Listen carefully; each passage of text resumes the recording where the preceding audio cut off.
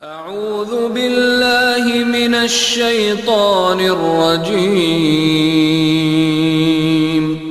بسم الله الرحمن الرحيم. السلام عليكم ورحمة الله وبركاته. الحمد لله رب العالمين والصلاة والسلام على سيد الأنبياء والمرسلين وعلى آله وصحبه أجمعين، أما بعد. صحیح مسلم میں روایت ہے، سیدنا حضرت ابو ہریرہ رضی اللہ تعالی عنہ اس حدیث کے راوی ہیں. وہ بیان کرتے ہیں کہ رسول اللہ صلی اللہ علیہ وسلم نے ارشاد فرمایا کہ اللہ رب العزت نے 3 ایسی چیزیں ہیں جس چیزوں کو اللہ رب العزت نے حرام قرار دیا.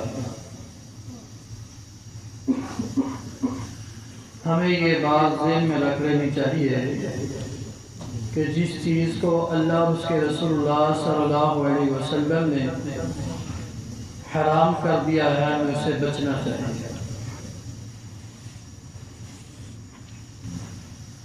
ان میں سے پہلی چیز آپ صلی اللہ علیہ وسلم نے ارشاد فرمایا کہ شراب پینا اللہ کے نبی صلی اللہ علیہ وسلم نے فرمایا کہ اللہ رب العزت نے حرام قرار دیا.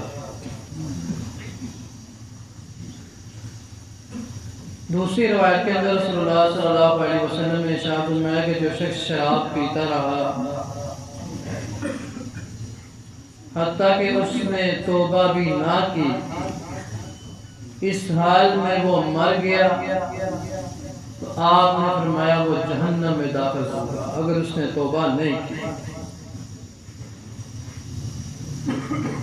اور ہر وہ چیز جس سے نشہ پیدا ہوتا ہے وہ حرام ہے.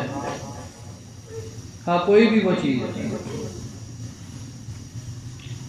بڑی معذرت کے ساتھ ہمارے کچھ بھائی سگریٹ کا استعمال کرتے ہیں، اس کو بھی حرام قرار دیا گیا.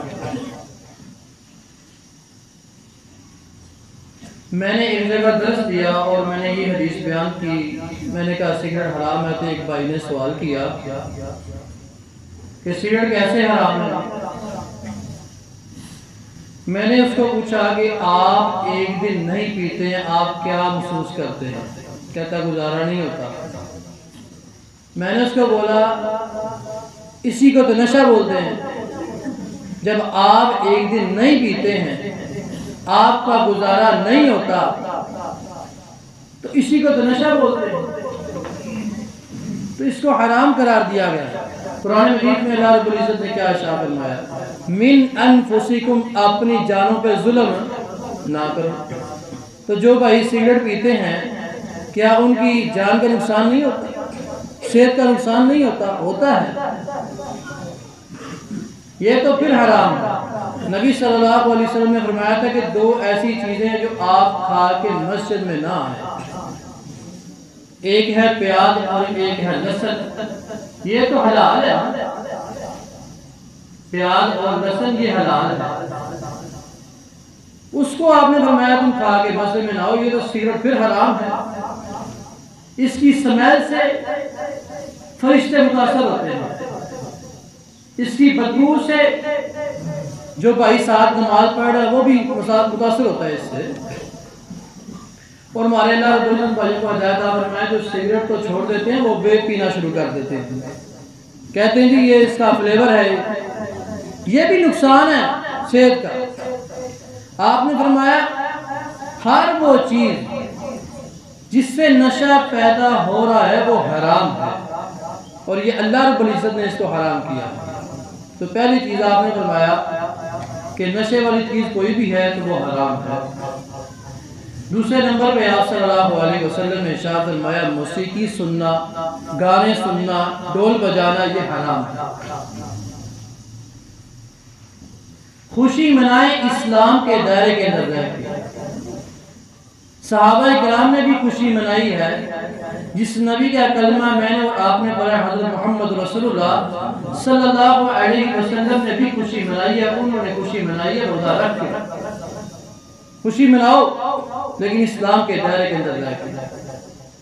نبی صلی اللہ علیہ وسلم ایک جگہ سے گزر رہے تھے، آپ کو موسیقی کی آواز سنائی دی گئی تو آپ نے یہ اپنی شہادت کی انگلی اپنے کانوں کے اندر لے کر سننا پسند نہیں کیا اس کو، لیکن آج کل کا مسلمان سننا پسند کرتا ہے۔